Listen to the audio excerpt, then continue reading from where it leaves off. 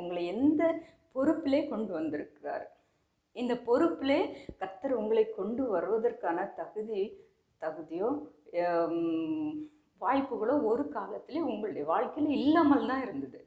ஆனால் இந்த இடத்திலே கர்த்தர் உங்களை கொண்டு வந்தப்புறம் அந்த பொறுப்பு நீங்கள் சரியாக செய்கிறீங்களா அப்படின்றதையும் கேளுங்க.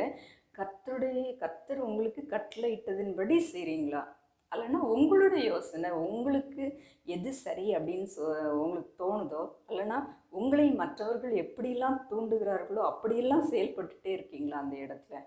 இல்லைன்னா இன்னொருவருக்கு கடவுள் நியமித்த காரியங்களையும் நியமித்த வேலைகளையும் நீங்கள் உங்களுக்கு அதிகாரமாக எடுத்து பண்ணிகிட்ருக்கீங்களா?